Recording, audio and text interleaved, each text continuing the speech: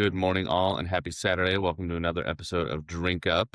Today, our guest is Halley Turner with Per Se. Morning, Halley.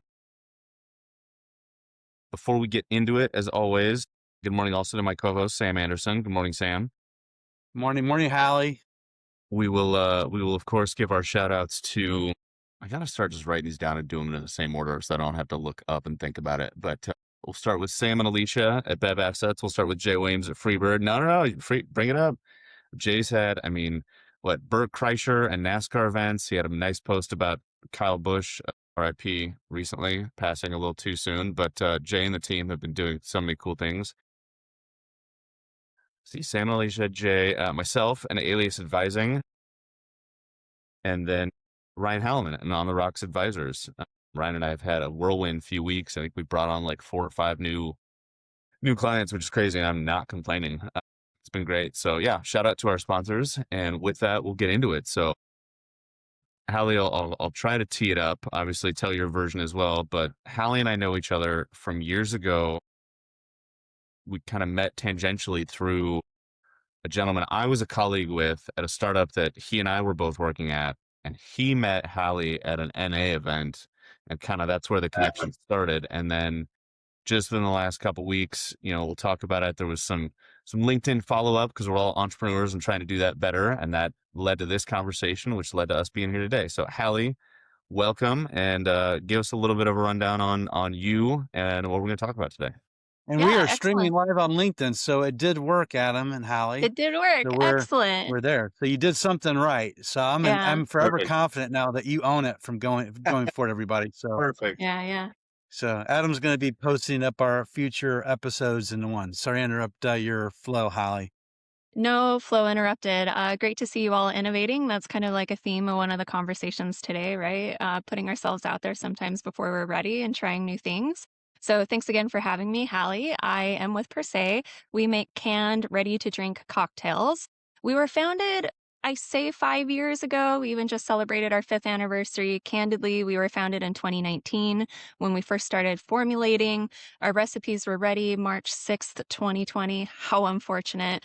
We spent the first year of the pandemic trying to figure out how to be a business and then kind of launched first in bottles under a different business name in 2021. So we were built on the premise that a drink without alcohol should still be a good drink. And so we also say that we're fun, not functional. So we use juice, tea, herbs, spices to layer flavors for a full flavor, sophisticated drink experience. I've learned a lot about building a system that wasn't designed for us, partly because I am a part-time entrepreneur, and in my day job, I do transportation policy, and folks view me as a very unlikely entrepreneur, and yet I think there's a lot of coalescing. And part of the reason why I like to do things like this is to also have a story out there where you can be multi-passionate. You can have kind of multiple things. I think in our world, we're kind of forced to choose. And many people have told me that I will not have a business if I insist on having a day job. And I would like to prove people wrong. It does mean that my growth looks different. And I will say not every day do I trust that process. And that's something that I look forward to unpacking. And I know that we have a lot of great conversation ahead of us. Very cool. Well, I'm gonna quote. I'm gonna try not to be weird about this, but I'm gonna quote hip hop lyrics. No such thing as halfway crooks, right? Like whether it's 10 hours a week or 100, an entrepreneur is an entrepreneur is an entrepreneur. So well done either way. In that, just in general, first and second. I think, Sam and I, we've had hundreds of episodes at this point, talked to so many people where shooting for you're swinging for the fences and shooting for the moon, fine, right? Like, don't get me wrong, people do it. But you said 2 things. A, my story looks a little bit different. Like, slow and steady does not mean bad, right? And B, I am determined to prove them wrong. Like, if ever there was a single phrase that was like, tell me you're an entrepreneur without telling me you're an entrepreneur. Well, this is the way it's always been done. Fuck that. Okay. Yeah, right. Yeah, right. So you mentioned fun, not functional. Let's start there. Like, obviously, functional beverages are still having a moment, whether it's protein, nootropics, salt, the list goes on. And it sounds like you guys decided to take a different approach of like, this is just enjoyable. If there is some function to it, cool, but that's not the main priority. So tell us a little bit about how you landed there, how that's been resonating with people. Yeah, I will say it wasn't complicated. I wanted to make the drink that I wanted to drink. And for me, what I was looking for was a sophisticated adult option that happened to not have alcohol. It's not to say that I haven't tried or don't enjoy functional beverages, but I will say for me personally, some of them don't taste particularly good. But more than that, some of them don't feel good. I am someone with some chronic health issues, and so there's also there's some misunderstanding about what maybe the functional ingredients do or don't do. And so, like, any given moment, it felt like a little bit of a gamble. So, I just needed something a little bit more straightforward and decided that I wanted to lead first with flavor. Also, at the end of the day, the best selling beverage in the world is Coke, like Coke normal, not Coke Zero, not Diet Coke. It's just Coke because people want a good tasting beverage at the Sure. end of the day. Yeah. So, do I think there's space for functional? For sure. But I also think that there's space for fun. In this moment, it does mean that we have to fight a little bit harder for space because folks will come up to us and be like, "What do you offer? What's it doing?" And I'm like, "It's helping you have a good time, but you won't get high." And so it actually requires me to spend more time explaining how, like, it doesn't have anything. It happens to have no alcohol, less sugar. That is it. Well, it's a Tastes nice good. alternative to NA beer too, right? So when Yeah. I go out, I don't want to drink, but I'll have like an NA beer. So to find more brands like you, like per Yeah. se, it gives an opportunity to experiment other things and other than a Sprite, a cranberry juice, a water. It seems like that seems to be when you even go to like a stadium, it's like, yeah, we have NA products. Yeah, I got water, Sprite, and Coke. Exactly. I'm like, that's not an NA. I want something a little bit different. Mm-hmm. Maybe I want to, experience, something from per se and Mm-hmm. stuff. So but yeah, I think you're Mm-hmm. bringing a lot of people that don't want to partake to speak, and that's okay if you want to partake, but at least I can take your product and still participate, right? Absolutely. And I love that. And that was the reason for the business, Sam. Like, again, not complicated. In my day job, I go to a lot of networking events. They have these beautiful bars at happy hour. I would walk up and be like, "What do you have for non-alcoholic?" And they point me to Coke. And I was like, "I don't drink soda. I want another option. I'm not paying Right. $5 for water." That's why I founded this business. I wanted more options to partake, to be able to participate in professional events. That's Very cool. that is awesome. And you're in St. Paul, Minnesota. Sure am. Is your brand sold nationwide, or are you just here in Minnesota? Where do you distribute at? Yeah, we're distributed mostly across the upper Midwest. So we have account and a couple of miscellaneous accounts. So we have like a couple in New Jersey, Georgia, but generally we are between Eastern Pennsylvania and the Dakotas, and that's where the majority of our accounts are. Biggest footprint in North Dakota, South Dakota, Minnesota, and Iowa.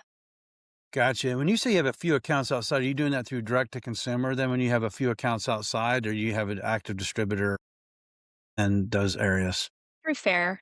Fair has actually been like a pretty good platform for us to find one-offs.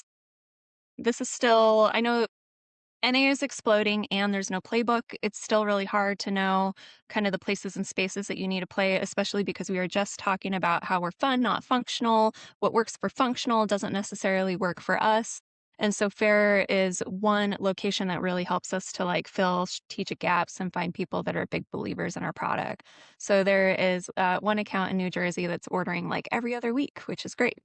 Holy That's shit. amazing. Good for So, you. I mean, that's to talk about reorders, right? Yeah, yeah, exactly. So do you think is distributions better than reorders? It's a loaded question, but like everybody Yeah, wanted, we were talking about it earlier, right? Like get me in 1,000 accounts. Can you yeah, kind of walk us through your journey of like, okay, you started around 2020, I think you said there was a name change. I think I caught that earlier. yeah. Like, like walk us through kind of like where you started, kind of where you're at now, but what you did to get there. I'd love to really understand that because I think people would appreciate the journey. Yeah, it's muddled. So our name was originally Muddle and Mint. So it Okay. feels appropriate That's to where I use the know you word from. muddled. What was that? I'm so sorry to Is that where interrupt. we met? Yeah. That's where I know you from. So it was Paul. And Yeah. then I was like, God, that can, because I'm back on the website and I've been there before. I'm like, that's can artwork. Look, it was at Finnegan's. It was on the second floor of Finnegan's Yes. when they had that NA event, and Yeah. Paul was running the illicit booth. He said he had talked to you. That's where it connected. Because I walked over and I was like, hey, like another Minnesota business, blah, blah, blah. I think you had talked to, and I don't know if you worked with them or whatever, but you talked to BevSource a little bit, and I had worked there. And so there was that connection. That's it. Good memory. It finally clicked in my Yeah. mind. I just couldn't keep my Yeah, mouth yeah, you shut. got it. Go on. Yeah, yeah. No, So no, it's great. it's definitely muddled. Yeah, yeah, it is muddled, and so I would say I don't know if I have a lot of, like, w wise words, but more like hard lessons learned after the fact. So you were ultimately asking about, like, distribution for doors versus reorder. I would say for us, it was a yes and. We were having a hard time getting accounts without distribution. People loved our product. They were super interested. They already work with 15 different distributors. They really didn't want to work with a bunch of one-off brands. So, especially where we wanted kind of more concentrated, activated presence like Minnesota, it was really helpful for us to have a distributor. That was also not a linear path. We ended up having one distributor that maybe wasn't the obvious ally, but was a really big believer in our product, smaller footprint. We then went with a bigger statewide distributor that was trying to use our product to solve their problem and was kind of muddling our messaging. It didn't go well. We went back to the smaller distributor. Larger, kind of more broadly across the US, we have been working kind of one off or with smaller distributors or through Fair, Mabel to be able to find accounts that are big believers, and reorders are really important across the board. So I would say for anyone that's venturing into this, it's a yes and.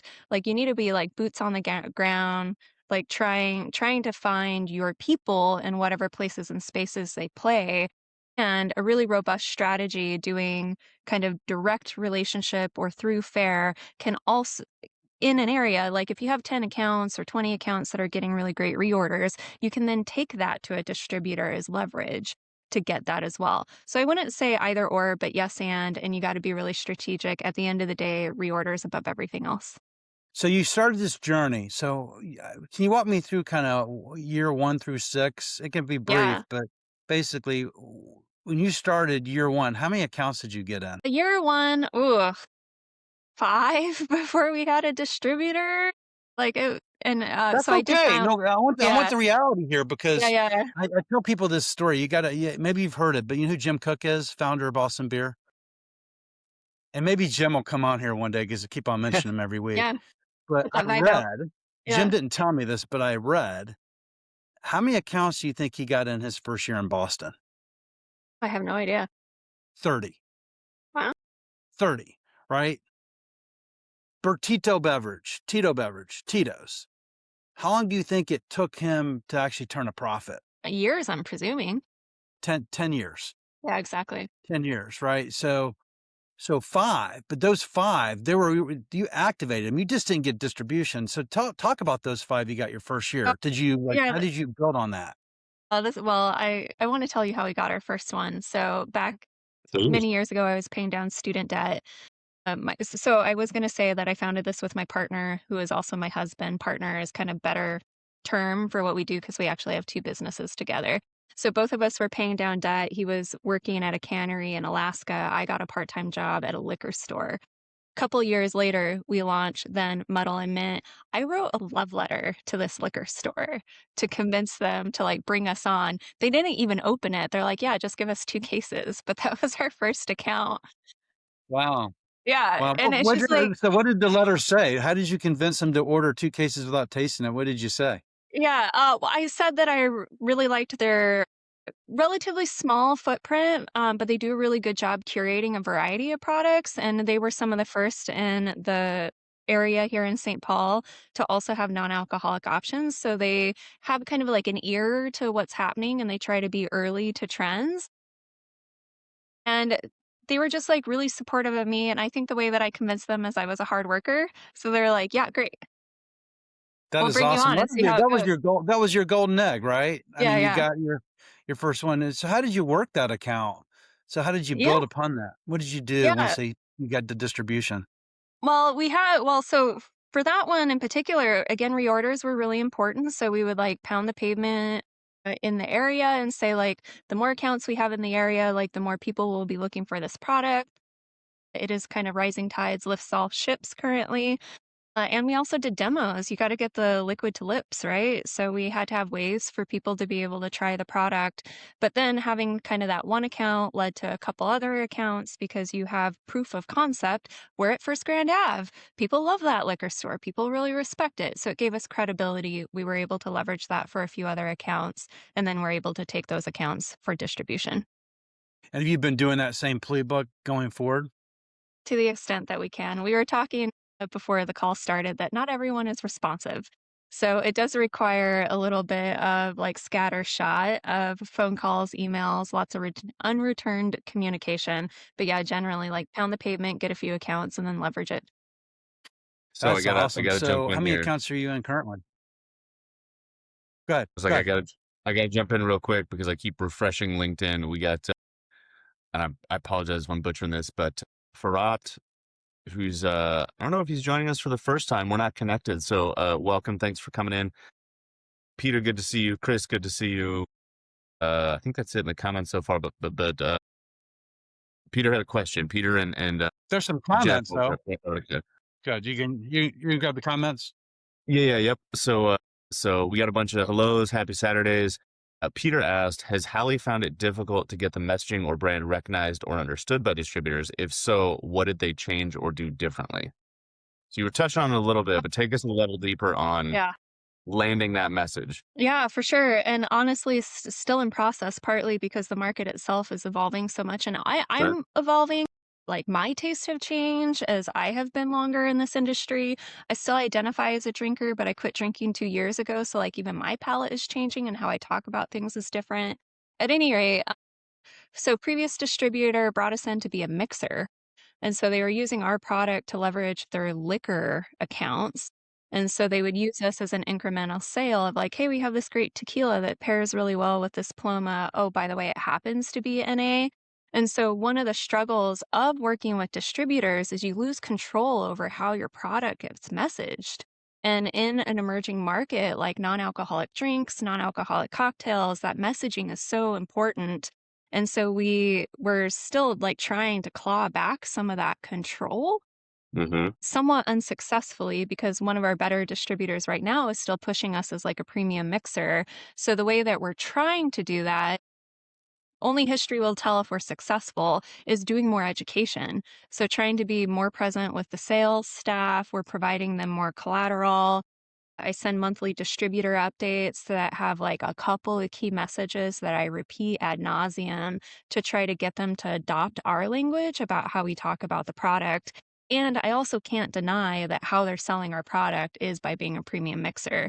Like if I kind of force them to change and they don't believe in that change, then we're going to see a decrease in sales. So some of it is Yeah. I kind of have to be Can't you willing be to both? relinquish. It's hard. Can't, You can, but and it's really hard I, for the consumer. can't you be both? Can't you You be a can, but it's mixer really and hard. it's hard? Yeah, I mean, like, people the moment because we say, like, on the can non-alcoholic cocktails, but if I say mixer, they'll be like, "Well, then what is it?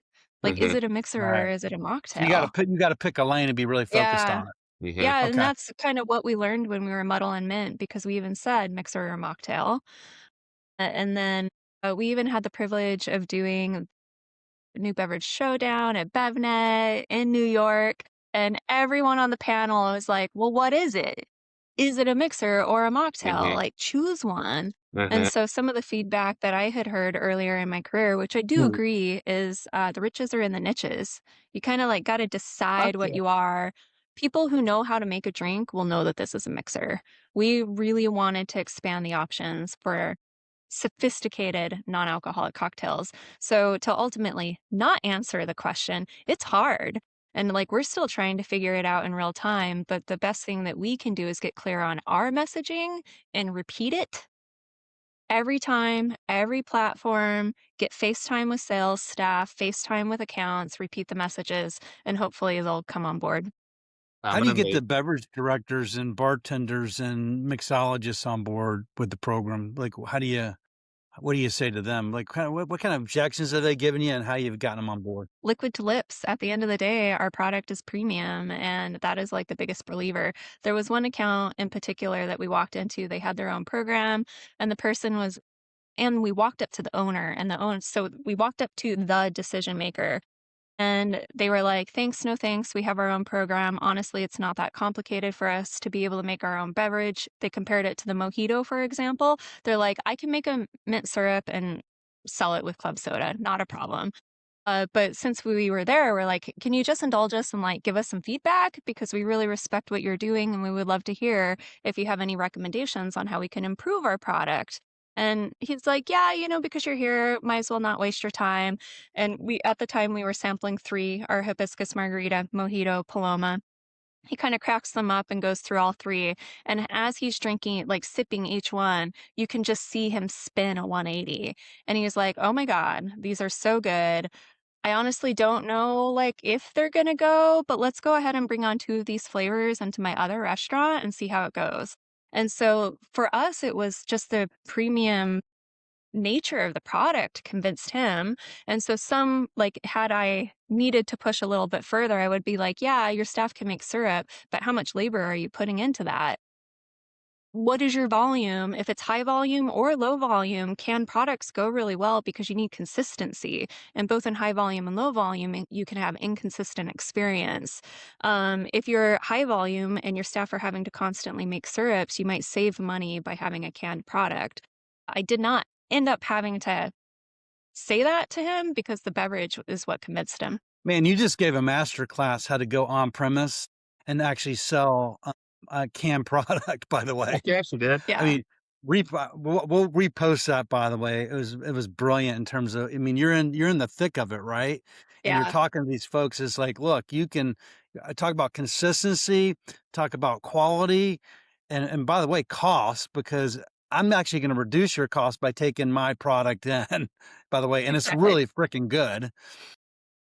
So give me an opportunity. That was absolutely brilliant. So the category, obviously. You and your partner decided to get into this business. Why are consumers demanding this? Like, what are you seeing? Like, I read all the regs every morning. It's, the spirit business is down. People are shifting. But from your standpoint, why are consumers demanding this? Yeah, and I'm gonna focus exclusively on mine, and I'm not gonna do kind of broader non-alcoholic, which also, depending on who you talk to, includes THC, which is a different consumer than who is coming to per se. It's folks who want to fully participate without kind of intoxication. So, or it's in a moment that they want to be able to extend the moment but need to quit drinking. So, 92% of people that buy non-alcoholic beverages also drink. So, the majority of people kind of in our world, they might be sober, they might zebra stripe, they might be not drinking in perpetuity or not drinking today or at this moment. And so it's people who are already in a drinking occasion that want an option that cannot be intoxicated for whatever reasons. They're watching their kids, they're currently expecting, they have a big presentation tomorrow and they don't want to be hungover. And the social environment like requires an elevated beverage beyond the water, tea, sodas that we were talking about For earlier. years, I used to get cranberry juice to make it look like I was drinking Right. something at events. I have Yeah. drank a Because lot of tea, and despite being incredibly vocal about my intention of never having kids, I would be asked if I was pregnant. Cool. Well, I gotta interrupt real quick. The comments are blowing up. I think you're quickly becoming a fan favorite, Halley. Oh, there you We, go. All right, we're gonna move her up in the line though and post the you right? newsletter today. Exactly. So, hey, I personally, I have to go back to. I may get this as a tattoo because I've never heard it before, but I thought the riches are in the niches is just, mwah. It's just, I love it so much. So we got several comments I got to get through. So Chris said, to your point on asking for feedback and being consistent and being persistent. Selling doesn't start until I tell you no 3 times. Peter said, that is a spot most brands get stuck in the mud. What is it? Like recognizing your lane is a huge step forward. Coke said, I suggest you look up Sober, SOBR Market in Canada.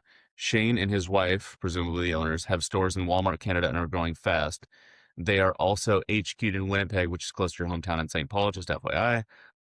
Peter said, if Halley wants some input or support on that issue, I am here to help. I assume on the branding and the telling the story side, because that's what him and Jeff Yeah, do. people came out today to play on Saturday. I'm they not really done did. yet. Chris said the brand seems to have, and you said it as he was typing it, which I thought was so cool. He said the brand seems to have more on-premise applications as more buyers are understanding and embracing the zebra striping trend. And then Koch said, hey, Peter, almost ready to get back in the batter's box. And I'm going to refresh my screen and maybe we have more. But I mean, to Sam's point, everything you're saying is just, it's the shit that we hammer home with the brands we talk to. And so to talk to some, every time we talk to somebody who we're not currently working with, who good, bad, or otherwise to their own trials and tribulations was like, no, this is the way this happens. It might not be pretty, it might not be quick, but it works. And here's proof. Just so good. Yeah. So good. Well, you It's brought a definitely not systems pretty. mindset, right? So so public policy maybe does go well with beverages, because what you described and how you communicated to that on-premise venue what they need to do. Did you take that, like what you do and the public policy, and bring it to the beverage business? I did. So mention unlikely entrepreneur. Day job is transportation policy, currently working at the Minnesota Department of Transportation in Bridge. I have 34 engineers and engineer specialists reporting to someone with a public health degree, which is really unlikely. So I say that I work at a systems level, and that was in my bio. Thank you for sharing. And what that means is I work at a high level across like functional areas and across fields to try to find who are the decision makers and what are the friction areas. So where are we kind of like, where's the rub that is preventing us from being able to be successful? So, backgrounds in public health, I wanted to make the healthy choice the easy choice. And I ended up in a field of transportation because some of the decisions that we're making are 20, 30, or in the case of Bridge, 80 years out. So, like when we build a bridge, we want it around for 80 years. So, if I can embed health and equity considerations into that infrastructure, the decision's done. Like no one has to fight for it for the next 3 generations. And so, like, how I bring that into beverage is I'm trying to identify trends and opportunities, working with unlikely partners to be able to move friction points and zero in on who the decision maker is. So, in the conversation with that one owner, I knew I had the right person, because oftentimes when you walk in and you talk to the program manager or the bartender, they're not actually the decider. They may be, they may not be. And I was at like understanding what are your friction points. And he said, we have a good program. We're fine. And it's like, you want a premium option. These are premium. So you have to listen closely to like, what is the predominant thing that you're hearing in that moment from that person? And then you find kind of trends over time to build your strategy. I'm also in a field where I get a lot of feedback loudly, not necessarily in nice ways. And sometimes you just have to say thank you for the feedback. You find the truth that they're sharing, compile it with other things that you've heard, and move on. Don't take it personally. Yeah. That is amazing. Again, you've taken something and you basically distilled it down to a playbook and how you could approach an account. Because so many people go in, we always tell people, I need a sell sheet, I need a price, I need to know where to order it. And what you said is, besides all that stuff, you need to go in there and understand what their need is and have a conversation and listen to what they're saying. And then I guess devise a plan from that conversation. I'm kind of distilling it down, but did that capture the essence of what you do? Absolutely. Yeah. Yeah, because we're going in with a mission to sell, right? And we don't realize how much of the industry is relationships. I mean, Adam and I acknowledged it at the top of the call that like we kind of keep kind of spinning and coalescing in this industry in different versions of what we're working on. It's a really small world and it's really relationship dependent. And relationships are built over mutual understanding. So if you're just going in and constantly like giving your sell points, but not listening, is this meeting their friction point? Is this solving their pain point? And you're not understanding what they need, then you're going to get those 3 no's and it's going to be a no. But Mhm. if you walk in and you're like, "Hey, I wanna share these products with you, but, like, tell me about non-alcoholic. Is this something that customers are asking for? How do you meet that need? What have you been bumping into?" Being able to listen first builds rapport. People love to talk about themselves, and that will give you the information that you need to be able to make the sale. That is Totally. amazing. I mean, we kind of touched base on this, but kind of going through a couple of things that we posted. So you're building this non-alcoholic brand. You said you picked a lane, right? Which I very much appreciate because we've talked to brands that are like, nope, we're a mixer and we're a non-alcoholic and people zebra stripes. So you're really clear at what you're doing. You know, what 3 things or 4 things would you share with someone that's coming in a non-alcoholic category that's absolutely exploding, which I'm curious, I don't even know how many players are in the category at this point. Like, how do you get someone to consider you for distribution? Now, I know the love letter, right? That's a great approach. And then once you get that love letter and get the 2 cases, go back in there and work at what you did. But what are the 3 or 4 things like things that people really need to consider, when entering this business? I don't know if I'm gonna have, like, a focused answer, so, like, please interrupt me if I kinda ramble. And I maybe only have 2. As annoying as it is as a social introvert, it's all about relationships. There's also a lot happening in the field right now, because again, especially because 'cause we're fun, not functional, we play a little bit more alcohol adjacent, so our natural allies are, like, liquor spaces. Liquor Yeah. is having an identity crisis. Like, first time in multiple generations, these businesses that were founded by someone's grandfather or great grandfather are like having to dump all their products and being bought up by Johnson Brothers. And it's like they don't. So when I say like it's a crisis and it's coalescing with change in drinking habits, an economic crisis. It is hard out there right now. And part of it is like when people are being bought up, brands are being dumped into the market and they're all trying to like find new distribution. And we're up against that. The other thing is like liquor retail, if they believe, or sorry, liquor distribution, if they believe We in just NA. spoke about RNDC Reyes, Yeah. by the way. Yeah. Yeah. Sorry. Yeah. If they believe in the product, they think that you're gonna replace their dwindling sales, and you're just not because people are Mhm. changing how they're drinking. So, 1, you have to know the context that you're playing in because I like and especially without a relationship, it is so hard to open a door. So, part of the work is and it's kinda related, you gotta be persistent, professionally persistent, don't be rude, don't take it personally. Like, the dollars are in the follow-up, and you gotta continue to work to build those relationships because even a no now doesn't mean a no forever. In a year, 2 years, 3 years, when things settle down and they're So bringing don't back ever more accept a products, they no, wanna just think keep of on you. going back. Be Yeah. persistent. Yeah, yeah. Show up and follow up. So many people will just take that, all right, well, they didn't want it, right? So we have reps out in the marketplace, obviously, and we'll do like recaps on our CRM and you'll see account didn't want it. But what I really like is one of our reps live there. Like I see like 10 times I've gone in an account. 10 times. 10 Right, no's. So right, eventually, to right. your point, they're gonna say yes at some point, but maybe we're not asking the right question, right? Or maybe we're not listening to your point. Maybe we need to ask more questions and step back and listen versus selling. Yeah, I've also had a couple of distributors that are like, now is not a good time. That's not a no. Like, again, if you listen really closely, they didn't tell me no, they said not now. And so it's then incumbent on me every quarter or every 6 months when I have something to share or I see news about them to send an email, be polite, be professional, because 2 years from now, I want them to think of my brand when they're ready to bring on Mhm. mocktails. It made me Mhm. it made me think of that Mhm. movie. Was it with the one he said when he's asking for a date or whatever, and she keeps on saying no, and he goes, "Well, you mean there's a chance?" I can't remember the name of the Yeah, yeah. movie. Dumb and Dumber. Dumb and Dumber. That's Yeah. yes. So you're Right. saying there's a chance. Yes. Yeah, exactly, exactly. I gotta jump in again here real quick. So Chris asked, I'm trying to keep it tight on the comments. So Chris at Pour Proof said, has she had has she had the opportunity to engage with any non-alc spirits to try and partner with? So you mentioned the distributors pushing the connection with spirits as an accessory sale. Have there been any conversation? He's just curious on non-alc spirits in partnership with your product. Not systemically. So we have a couple of brands that we really like. Abstinence, for example, is one of my favorites. The founders, fantastic, ultimate hustlers, really inspired by the work that they do. We've done a couple of tasting events together. We don't have a lot of overlap in our accounts, but where we do have opportunity, we have found some pairings that make a lot of sense.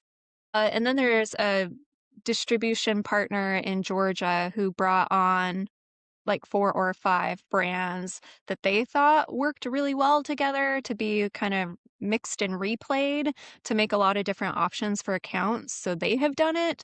But I would say, like, overall, this is still just, like, a really hard space wise, and that takes, like, time and investment. Well, I So Totally. don't there know if are it was there are a real or couple of not. examples in the field, but this is yeah, this is a hard space. Well, I think that's an interesting play for you to consider. Yeah. I don't know if this is real or not. Maybe someone can confirm that's in the chat, but I think I read that Johnny Walker has an NA Scotch that these products are coming I out. hadn't I heard don't know if that. it was an April Fool's joke, but I think that these bigger suppliers like Diageo, and again, I don't know. I swear I thought I saw something with Johnny Walker not having alcohol in it, or they de-alcoholize it. Yeah, I wouldn't be I surprised. You bring up an interesting one with Diageo because I think they're the ones that bought Ritual. Ritual is launching its own RTD. So there's also like, yeah, potential for collab, but some of the bigger ones are also seeing the power and having a ready to drink option and doing their own development. Yeah, I mean, within the adult beverage category, RTDs is the one that's growing right now, right? You got wine is having this moment, spirits is down, and then these distributors, to your point, are getting bought up. These Yeah. family-owned businesses, right? And then they're laying off people, and they're focused against logistics or their top suppliers within their portfolios, right? So meanwhile, you have all these suppliers within the distributor portfolio not getting focus. And then so what you said earlier, like boots on the ground is, I mean, how do you do that? Do you have ambassadors? Like, how do you go to market? Is it just you and your partner out there doing it? Because Yeah. certainly the distributor can't be doing all this for you. I'm assuming you've experienced like No. everybody. The distributor doesn't necessarily pull you out of the bag without you showing up. So I don't know if that's true or not true for you. Is true. Helpful that we go with smaller distributors. So it's easy to get a little bit more care and attention when they don't have as big of a portfolio. It's a little bit of yes and. My partner also has a job. His job is a little bit more flexible. He just spent time in Pipestone, Minnesota. And then after the job was done, he went over to Sioux Falls, pounded the pavement, hit up a couple of accounts there. And then the next week, he was in Davenport, Iowa. Same thing. Once he was done with his project, he went through Davenport, Cedar Rapids on the way back to Minnesota and hit up accounts. We are changing our beverage sample program. So normally we would go in and do demos. Sometimes that is just not economically sound for us when you consider how much you have to pay a person to be mean, physically present. We are now doing like giveaway. So we'll just send a couple of cases for a store to have on ice and hand out whole cans to people mm, because That that is is brilliant. that That is is more brilliant. economical for us than it is to pay for a person to stand Well, there. that's brilliant because you kind of create an ambassador in the store, right? So Yep. when you're gone, if they believe in it and they're talking about it and they have something to give off, Right. that's really good. What's the going right now for a tasting company? I get that asked all the time. Yeah, I haven't used one recently, but even just like paying my niece, I'm paying like 15 to 20 bucks an hour. The minimum wage in the Twin Cities is 16 bucks or 16 and some change. And so I feel like that's the least that I need to pay. And then you're paying for setup, tear down. You can be in for $80. Well, I yeah. can send a couple of cases for less than 80 bucks. Yeah, We used to make, that is true. gosh, That's when I actually a good was, strategy, by the way, that you just shared. Is rather than overthinking, it's like basically when do you do a tasting? Maybe they wanted to do it on the fly, especially for like packaged liquor stores, right? Like, mhm, Yeah. and places I'm you go. trying to Or think. do you go necessarily? You can go anywhere. Do you go to like workout studios? Do you go other places other than the traditional places to buy your product? Well, that's what's great about non-alcoholic is we're not bound like, though we play in the three-tier system, we're not bound to the three-tier system. We also Right. don't have to have exclusivity, and we often don't. Sometimes we do depending on the distribution partner, but lately we've been hitting up pickleball courts, mainly because 'cause I'm picking up pickleball, and so my partner is like, "This is great." Let's go see what they have. And some of them have restaurants or bars because they're being social spaces. And so there's a lot Hmm. of opportunity here to think like less, work out and like where are people spending time and want to drink. Well, when we were talking about, we posted talk about the route to market. So you're definitely being creative on your route to market. One is how you do your tastings, but two is you're into pickleball. So let's go after pickleball. I mean, if you think about it, like they've converted all these tennis courts, or they're building pickleball courts everywhere. Like I live down in Prior Lake, and over at the casino, they have Dakota basically, and the basketball courts, they're mostly taken up by pickleball. They put the Yeah, yeah, pickleball Hmm. it's nets very up and everybody's trendy. on the basket. No one's playing basketball, everybody's playing pickleball. Yeah. Hmm. So to Hmm. go after that channel of business, or like experience, I guess, right? So do you like maybe look at like where people are at, and you trying to grab your brand and make it part of the experience? Is that what you're Yeah. doing? Yeah, yeah, absolutely. It's helping because one of the things that's hard with non-alcoholic drinks is people don't understand the drinking occasion.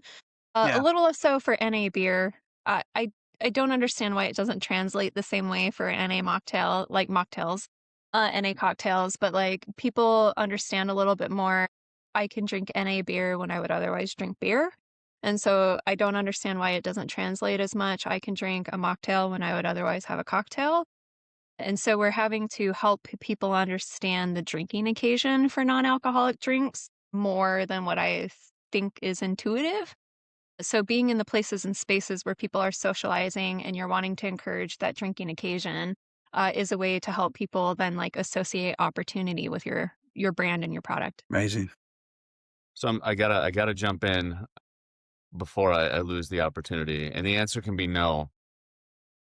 For as much as you're willing to share, given that you are a entrepreneur, a full-time entrepreneur, but still working a full-time job, right? So you essentially have two roles. I know your operation, all of your partners, but your operations partners, the fact that you can trust them, you can trust them to make consistent product, quality product, whether that's an ingredient provider, a service provider, a co-man. Are you willing to give any shout outs to some of those partners? Yeah, for sure. So we have been formulating with Leyline out of New York, fantastic, Charlotte and especially if you Matthias, want love those non-alcoholic guys. products. They've been on the They've been on the podcast, by show. the way. Are they Yes, like the most beautiful humans ever? They're so great. yes, yes. Yeah. And then we work with BevSource as an intermediary. So we work with BevSource to put in orders at flavor houses. They kind of consolidate so we get a little bit of a discount because we're kind of like buying into their discount. So Mhm. they've been a good partner. We have done some production with Niche out of Cincinnati. Highly recommend. Scotty and Brett, MOQs were a little, absolutely. oh my Yes. gosh, also good people, right? MOQs were a little bit bigger than what we needed for some of our recent product launches. So we've also been working with Big Watt out of Minneapolis. We're also happy to have like brought it back to Minnesota. When we first Are these started, co-packers, by the way, Niche and yeah, Big yeah, Wad? sorry, these two are co-packers. So Niche, co-packer, Big Watt, a co-packer. When we were Muddle and Mint, we worked with Aqua Vitae out of Vermont. Also fantastic people. Again, MOQs were a little bit bigger than what we needed because we're especially in non-alc, we have to pivot so quickly that we needed to stop buying 10 pallets of product. Like that is just so much money and so much inventory when you know within a half a pallet if people even like the product. So we've been needing to find places with slightly smaller MOQs. Big Watt has been that. I haven't mentioned we're in-housing our own production. So we are making the pivot to have a little bit more control. We will not be open for co-packing. Just FYI, no one reach out to me. That is not an interest of ours. I was But yeah, thinking I'm gonna call you. What's your number? Are you doing tunnel pasteurization too and a whole bit, or what? we are doing not tunnel, a bath. Why can't I remember the word Sure. right now? Yeah. So Yeah. yeah, so you like you dunk it and then pull it out. Got you. Cool. Well, thank you for indulging me. Obviously, I love the only folks on that list I've not worked directly with recently. I know them, but it's been a hot minute. Have been the Big Watt folks. But I mean, I've literally got emails from yesterday from Charlotte and Matthias. I was texting Scotty last night at Niche. the BevSource crew. I had lunch with a former colleague from there 2 days ago, and I still talk to those folks. So like, that's why I love doing this, because so many, again, Sam and I have had folks on the show and we both talk to brands, but they'll be like, well, yeah, I'm going to work with this group. And it doesn't mean that if we've never heard of them, that they're not, good partners, right? But it's, well, what do you know about them? What's the level of trust there? How much are they going to be able to accomplish? Because especially if this is not your 9 to 5, whoever you're working with that's going to be doing stuff during 9 to 5, like, the level of trust there has to be fucking immense, right? Because then when you get off and it's 5:30 or 6 and you're like, cool, what happened today? It can't be a list of fucking dumpster fires, right? And so Yeah, I yeah, love it definitely hearing, can't be.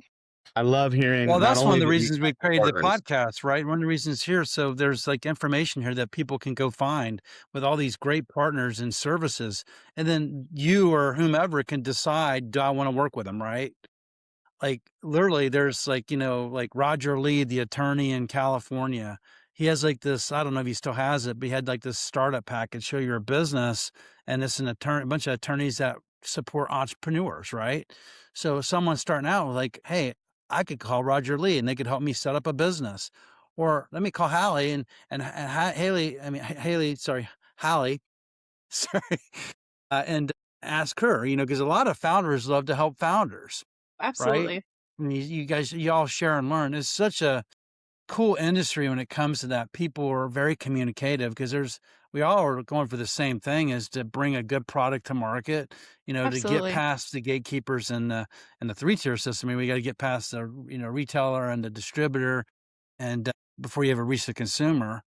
So as Absolutely. good, that's one of the reasons we do what we do, is to have these conversations. Yeah, and in this market in particular, a small business is being backed by a bunch of small businesses, right? That's just the way that it happens. You're not able to do it by yourself. And that was also like a lesson that we learned, and part of the reason why we didn't have a lot of success in 2020. Again, coming from public policy, I had no idea what I was supposed to do. And BevSource was like one of the first people that called us back and helped us to like understand the lay of the land. And then from there, we were able to get in with industry events. We networked. I think it took me like 3 years to be able to find Leyline as a formulator that we wanted to work with. But by then, we also had more experience, more information. We're able to ask the right questions. So it's also being willing to, one, network, follow up things that we've already talked about, and iterate, and being willing to try out different things.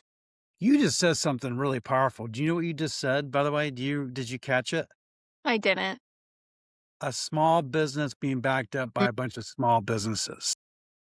Do you know how powerful that is? Small business is what makes the US economy. Like, we talk a lot about big corporations, and I don't remember the percent, but like a significant percent of America is actually like just small business. And it's so important that we make sure that we support them. I appreciated the invitation to be able to call out some of our great collaborators, because when you like go to the Per Se website, you don't understand all the people that are helping us actually deliver this product. In our first and another person that I haven't shouted out, our person that's helped with our design, Matt with Seventh Fury. He did our design for Muddle and Mint and for Per Se, and on the Muddle and Mint can, we put his name on it because we wanted to be Oh, like, hey, this design was by this person, so that people could figure out, like, we don't do this ourselves. We have right. like other folks who help with us. So we do try to find pathways to be able to compliment people. And spoiler, that's an upcoming LinkedIn series for me, is being able to talk about all the great people who help to build Per Se. It's not just me and my partner. I love that. Please invite us in or whatever, or Yeah, just yeah. remind us or text us and say, hey, this series is starting, so we'd love to participate and communicate. That's so powerful. I think of movies, what we just talked about. When you watch a movie at the end, the credits at the end, and Yeah, people don't realize what it takes to make a movie and all those absolutely. jobs that it creates. And then you think about it when you're going into the packaged liquor store, and someone said this the other day. They said, I was one of our partners that goes on the boots on the ground. And he was saying, June is for Diageo and the big guys, and everything's wrapped up. I'm like, wait a minute. All those independent packaged liquor stores in Texas, This is small businesses being driven by small businesses. Don't forget about 90% of the business and the economy is driven by working with us. So don't let, and nothing against the Diageos of the world. I got to do what they got to do, grow their business. They bring value too. But my point is don't give that, per se, the opportunity for distribution because you're locked down for the month of June because you got to close someone else's fiscal year. Put people to work. Like, my Right, right. God, this Well, and resonates with what's me. Sorry, I yeah, went and down what's the great path, but about man, it's something so like per important. se is we can be an incremental sale. Fine, it's about Diageo, but like while you're presenting, you could be like, "Hey, we have this mocktail. Want to buy a case?" Like Yeah, it's a way that you it's can not get gonna like break your more bank, customers. by the way. Just Yeah, put a yeah, case in here, and yeah. I'll send 2 cases in for you to taste, your Right. consumers. Exactly. Master class. Okay, so I Adam, you need to ask the most important question, and then we'll continue the conversation, but there's a very important question we need to ask. I'm actually going to start before I forget with the very easy question, which is, Hallie, before we let you go, where do folks find you and or your product, either online or elsewhere? Absolutely. I would say the easiest way to find us in person is to go to our cocktail finder at persedrinks.com. That helps to identify opportunities to find it in person. Otherwise, you can order it from us directly, again, persedrinks.com. And on social, LinkedIn, Instagram, Facebook, we are at Per Se Drinks. Beautiful. Thank you. Is that right there? Yep, you got it. Awesome. Beautiful. Then now the very important question is, what is the difference between success and failure? A willingness to learn. I don't think that failure is a problem. Failure is how we learn. Mistakes are how we learn. Honestly, sometimes like the hill that we need to overcome is the person that we become in overcoming, right? Like that's the process is it's who I become through that for the next iteration and the lessons that we carry forward with us. Beautiful. I love it. What keeps you from quitting? You have to have had obstacles, though, so you've learned from it, but what keeps you going? Stubborn persistence and a great partner. Honestly, so the other thing about public policy again, people are like, why do you do this? The feedback loops in transportation, years. They're years long. Like, we're dealing with decisions that are like 10 to 15 years in the making. So I'm wired for persistence and patience. A lot of businesses have already folded in this category. I probably should have, but I'm too dumb to know better because I wasn't built in this field.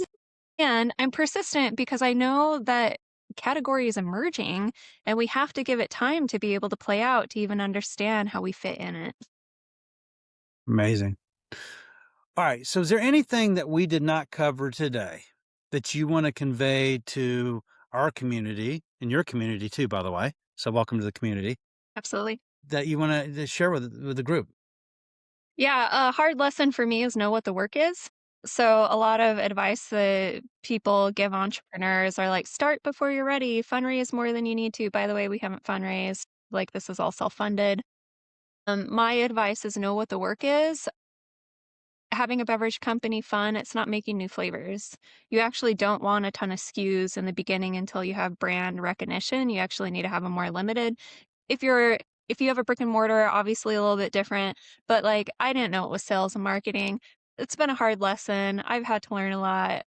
I embarrass myself a lot. I'm very cringe. That's how you do the work. Go get in the mud, as my friend Josh Wan would say. I know Yeah. Josh Wan, worst brands, but he told me I was becoming an entrepreneur 4 years ago. Not because I wanted to, because I had to, just to let you know. So I Yeah, was yeah. pushed off the cliff into this, but he Mm-hmm. said you got to be willing to play in the mud. Exactly. You got to know what the work is and you have to be willing to do it. Yeah, Yep. that is Yep. true. Yep. Yep. Or you got to be able to, once the work comes, you got to be able to just to plow through it, I guess. Yeah, yeah, exactly. Or if you're in an area where where you have the opportunity and privilege, hire it out. Like know what you're not good at, right? Like but you Yeah. have to have so much self-awareness about what you can do, what you can't do, how you can get it done, outsource aggressively if you're able to. And the power is in the follow through. Like even doing one sales call a day means that at the end of the week you've done seven, rather than trying to put it off and hoping that like distributors will do it for you. Oh my gosh, you just talked about Kaizen, the Kaizen Exactly. principle, those small Doing steps Mhm. over time. will have an impact and will change habits over time. Hmm. I try to do that too. Like when I look at my office, I'm like, okay, I'll just take one thing out of the office and throw it away. Yeah, yeah. Or I'll go in the Well, office, I'll red tag everything. If I don't touch it, then I'll yeah. make sure that it continues on or whatever. But so brilliant. So we should go around the room one more time and and Adam, once you have some closing thoughts, we'll go to Hallie, and then I'll close it down for the weekend. I enjoy all of these conversations to a pretty good degree, but this one was definitely, you know, wisdom rich in terms of, I mean, just everything you went over, right? Having good partners on both sides of the business, being persistent, understanding your niche, and driving that point home, being willing to